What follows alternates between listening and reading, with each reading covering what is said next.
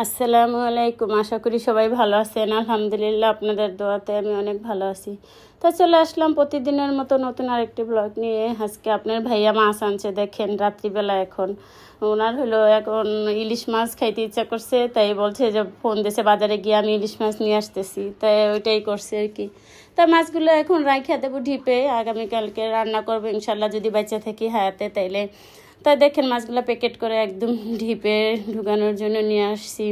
মেয়েকে বলতেছি আম্মু এখন রান্না করব না, এখন এইভাবেই রেখে দিই, আগামীকালকে রান্না করব। বলছে আচ্ছা আম্মু, আব্বুকে জিজ্ঞেস করে নাও। তাই ওনাকে জিজ্ঞেস করেই রাখলাম, আগামীকালকে রান্না করব এই জন্য। তাই যে দেখেন সকালবেলা একদম ঝড় বৃষ্টি শুরু হয়ে গেছে, বাতাস করতেছে, লাগে বৃষ্টি এসে পড়বে এখনই। তাই এই যে আমি একটু আবার বারান্দায় আসলাম, আমার তো বৃষ্টি পছন্দ সবাই জানেন তাই না। তাই বৃষ্টি পড়া অলরেডি শুরু হয়ে গেছে, গুঁড়ো গুঁড়ো বৃষ্টি পড়তেছে, দেখেন বাইরে কত সুন্দর লাগতেছে। যখন বৃষ্টি পড়ে কুয়াশার মতন একটা ভাব আসে আর কি আকাশে, গাছের উপর দিক দিয়া, তখন দেখতে অনেক ভালো লাগে। এরপরে গেলে যখন প্লেনে উঠি না, তখন উঠলে যেমন দেখা যায় নিচের দিকে তাকাইলে ঠিক সেম ওরকম লাগে আর কি। এটা ওইটা আর কি আমার কাছে অনেক ভালো লাগে, এই জন্য শেয়ার করলাম আপনাদের সাথে। তা দেখেন বৃষ্টির সিনটা কত সুন্দর তাই না, গুঁড়ো গুঁড়ো বৃষ্টি পড়তেছে। আর আজকে তো ইলিশ মাছ রান্না করব, মজাই হবে। সাথে খিচুড়ি হলে আরও ভালো লাগতো, তা খিচুড়ি আর করব না, ভাতই রান্না করব, মাছ রান্না করব, শাক রান্না করব, ডাল রান্না করব। আশা করি আপনাদের সাথে শেয়ার করব।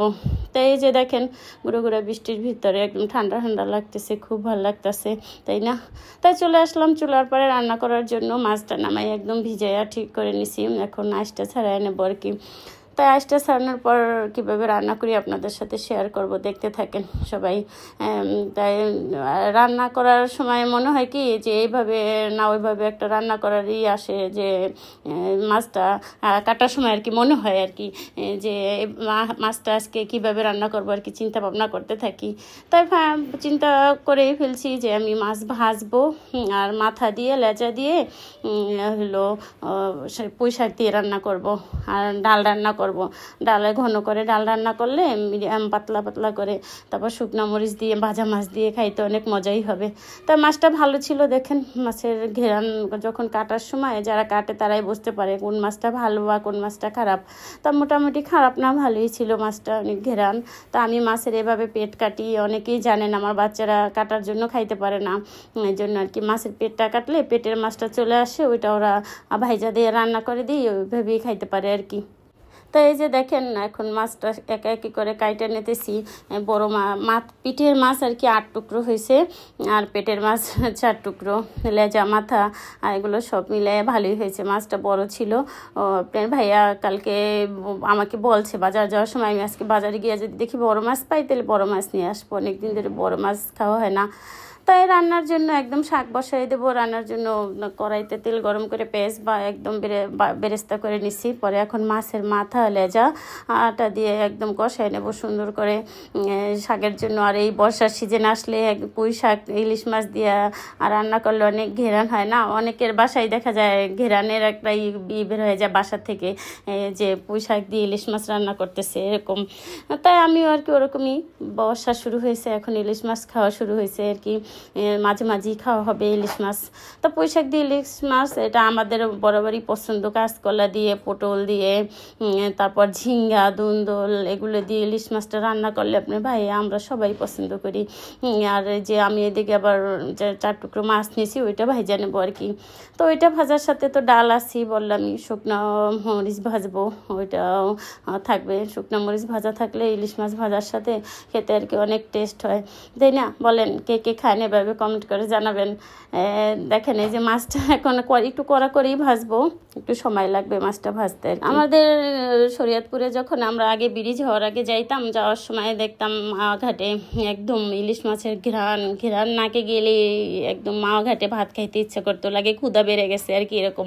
আপনার ভাইয়াকে বলতাম যে আমার ক্ষুধা লাগছে খাবো, এরকম করে মাছ ভাজা দিয়ে ভাত খেয়ে নিতাম। তাই রান্নাবান্না একদম শেষ কমপ্লিট। দেখেন শাকটা দিয়ে আমি মাছ দিয়ে রান্না করছি, আর এদিকে মাছটাও ভাজা হয়ে গেছে, ভাজা মরিচ আছে সাথে।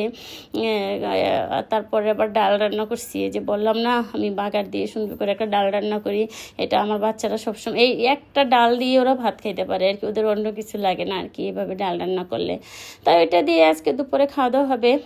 পরে দেখি রাত্রে আপনার ভাইয়া যদি কিছু বায়না ধরে তাইলে কিছু করবার, না হলে এটা দিয়েই হয়ে যাবে আর কি। তাই এখন বাচ্চাকে ভাত খাইতে দেবো, ওটাও প্লেটটা সাজিয়ে নিছি মাছ দিয়ে, মাছ দেবো আর কি, ডাল দিয়ে সাজাচ্ছি। আর সাথে মাছ দিয়ে একদম মাছের একটু তেল দিয়ে যদি দিই পুরো পেট ভর্তি ভাত খেয়ে ফেলবে আর কি। আর আমিও আজকে অনেক দিন পর মনে করেন গ্রাম থেকে আসার পরে শরীর ভালো ছিল না, তাই রান্নাবান্না ঠিকঠাক মতো করতে পারি নাই, খাওয়া দাওয়া ওরকম হয় না। ঠান্ডা লাগলে মানুষের রুচি এমনি নষ্ট হয়ে যায়, নাকে ঘেরার না পারলে তো খেতেও মজা লাগে না, তাই না? তাই অনেকদিন পরে আজকে শাক দিয়ে একটু ভালো করে ভাত খাবো আর কি। মনে হচ্ছে যে আজকে মনে হয় 2 প্লেট ভাত খেতে পারবো, কিন্তু ভাত তো 1 প্লেটই খাই, তাই না? তাই এই যে এখন সব কিছু রেডি করে ফেললাম, ওদের খাইতে দিলাম আমি। তাই পরে ওদের খাওয়া দাওয়া শেষ, আপনার ভাইয়া আসলো, উনি খাইলো, আমি খাইলাম। পরে দেখলাম একদম একটু রেস্ট নিছি, বিকেলে মেয়েকে পড়াইতে যাব কোচিংয়ে। তাই দেখলাম আমার গাছে ফুল ফুটে আছে, ওটা আমি খেয়ালই করি না, যে বেলি ফুল ফুটছে দেখেন কত সুন্দর। আর এটা থেকে অনেক ঘ্রাণ আসে আমার বেডরুমে রাত্রিবেলা যখন ফোটে তখন আর কি। তাই আপনাদের সাথে একটু শেয়ার করলাম, আমি একা কেন এটার মজা নেব, সব আমার সাথে সবাই নেন, তাই না? দেখেন একদম বাইরে থেকে টান দিয়ে ভিতরে নিয়ে আসছি আমি ঘেরান নেওয়ার জন্য। তাই এখান থেকে কয়টা ফুল ছিঁড়ে নিয়ে যাব বান্ধবীদের জন্য, ভাবছি ওদের আজকে দিব, ওরাও বেলি ফুল পছন্দ করে। তাই ভালো থাকবেন, আমার পাশে থাকবেন, সবাই আমাকে সাপোর্ট করবেন, আর সবার জন্য দোয়া রইল, আমার জন্য সবাই দোয়া করবেন। আল্লাহ হাফেজ।